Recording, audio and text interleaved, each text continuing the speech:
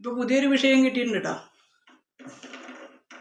200 പവനും കൊടുത്ത് നല്ല അപ്സരസ് പോലൊരു പെണ്ണിനെ കല്യാണം കഴിച്ച ഒരു ഭാഗ്യവാൻ. രൂപത്തിനെ ഞാൻ കുറ്റം പറയുന്നില്ല, നിങ്ങൾ കണ്ടതാണല്ലോ. ഇത് എന്താ കാര്യം എന്നറിയോ? ചില ആൾക്കാർക്ക്, പ്രത്യേകിച്ചും ഹിന്ദുക്കൾക്ക്, മറ്റൊരു യോഗ്യതയും ഇല്ലെങ്കിലും ജാതക പൊരുത്തം എന്നുള്ള ഒരു പൊരുത്തം ഉണ്ടായാൽ മാത്രം മതി, എല്ലാം ആയി.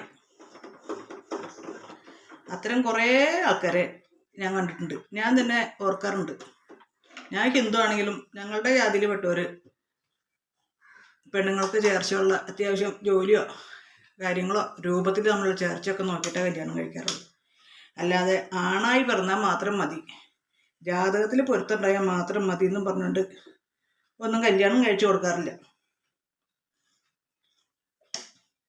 ഇനിയിപ്പോൾ എന്തൊക്കെ പൊരുത്തം രൂപത്തിലില്ലെങ്കിൽ പോലും മാനസികമായ പൊരുത്തം, അതാണ് ഏറ്റവും പ്രധാനം.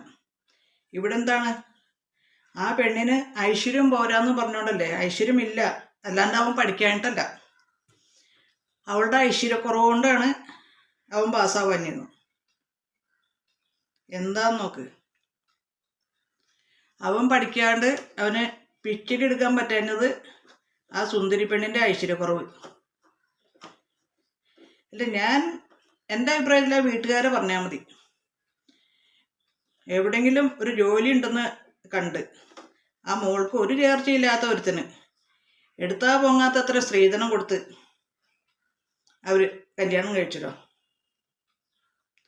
200 പവൻ്റെ സ്വർണവും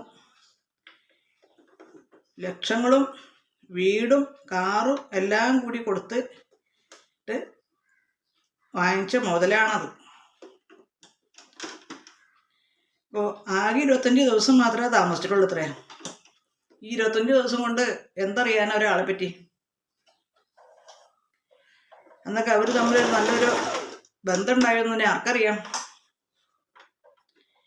ഇനി ഭാഗ്യസൗന്ദര്യത്തിനപ്പുറം അവളെ ഇഷ്ടപ്പെടാണ്ട് വന്നോ?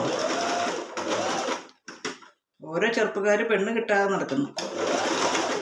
അത് നല്ലൊരു പെണ്ണിനെ കണ്ടു കഴിഞ്ഞിട്ടുണ്ടെങ്കിൽ ഒരു തരി പൊന്നും വേണ്ട ഒന്നും വേണ്ട എന്ന് തന്നെ കൊണ്ടുപോകും ആൾക്കാർ. ഒരു കാര്യം ശ്രദ്ധിച്ചിട്ടുണ്ടോ? സോഷ്യൽ മീഡിയയിൽ കുറേ വ്യത്യസ്ത ദമ്പതികളെ കാണാം. പെണ്ണുങ്ങൾക്ക്, ഞാൻ കണ്ടിട്ടുള്ള കേസുകൾ, പെണ്ണുങ്ങൾക്ക് ഭയങ്കര അംഗവൈകല്യം, വളർച്ച വൈകല്യം